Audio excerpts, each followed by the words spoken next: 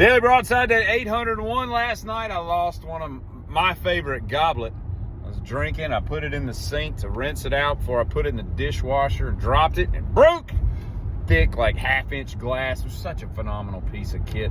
But part of it went down the disposal. And I learned a few things last night. Number one is disposal is very greasy and slimy down in that hole. The second part I learned is that no matter the fact that I was by myself, nobody was around, and I could see the switch on the wall for the disposal, I still felt like it was going to automatically come on some mysterious way and grind up my fingers. And the third thing I learned was my fat hands don't fit out of a disposal. And I was like, I about couldn't get my hand out. Like, it hurt pulling it out. It's weird that things will go in, but things won't come out, you know. They say that if your head will fit through a space, your body will fit through a space. So if you ever need to know, hey, can I go through that wrought iron fence? If your head will fit, your body will fit. Unless you're just morbidly obese, then, I mean, that would be an outlier that wouldn't work. So I learned that, but I got it out. The fourth or fifth thing I learned was always have your phone on you when you stick your hand in a disposal to go after a shard of glass. Why? Because had I not gotten my hand out of there, I don't know what I'd have done. I guess I'd have just waited till somebody came a-visiting and yelled. I mean, I had to sleep on the counter. I'd had to lay across the counter. I already envisioned. I was like, I'd sleep on the counter. I could reach one of the cabinets that had some food in the cupboard there, so I could have lasted for quite a while. I'd have had to open some cans with one hand. That would have been tricky, but I'd have made it work. You know, I could put it between my knees, and you know, I was going through all these like scenarios of survival of me, you know, living as I die on my counter. You know, I was like, this is a dumb way to die. You just hands stuck in a disposal. Because you got your phone, you just call the fire department. Of course, you got to buy a new door because they're going to break down the door. And then, you know, but at least your hand's out of the disposal.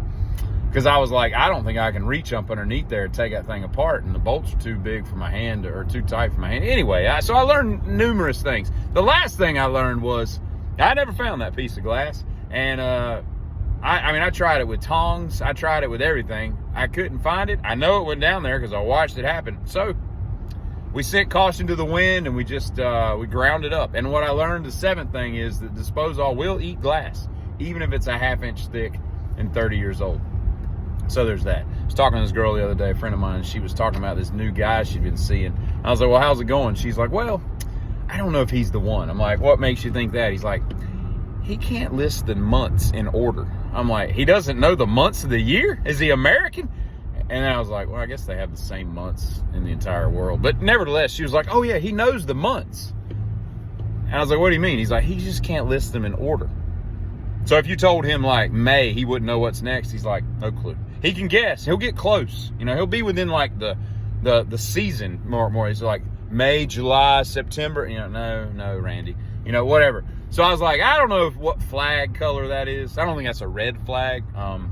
But that's some kind of flag. And I don't know if you should proceed dating somebody that don't know the months. You know, that's just it's an odd thing to not know, if you know what I'm saying. And I was on Facebook Marketplace the other day looking for a transmission for something. And I came across something that I didn't even know was a thing. And it's Nana's beans. Y'all may be asking yourself, what are Nana's beans? Well, if you'll pause 1 second. And we're back.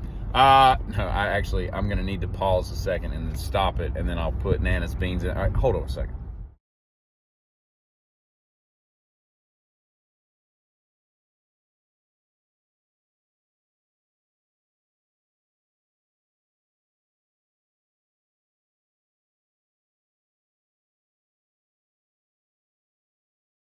That's better. I don't know why I thought I could just...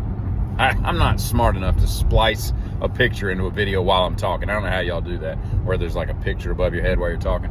It looked like the old days of Wheel of Fortune when you were floating over. I'll take the luggage for $7,000, and I'll take the pack of spearmint gum for $23, Pat, and blah, blah, blah. Anyway, so those are Nana's beans. I don't know if you saw it, but Nana's beans are $25 for a pan.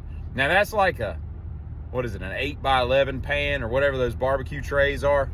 That's a lot of beans, but that's not $25 worth of beans. And I don't know if this is Nana's like main source of income, but Nana needs to find a new business, because I don't think she's going to be able to substantiate herself and exist on selling beans on Facebook. Like, Facebook beans is not really a good business model. You know what I mean?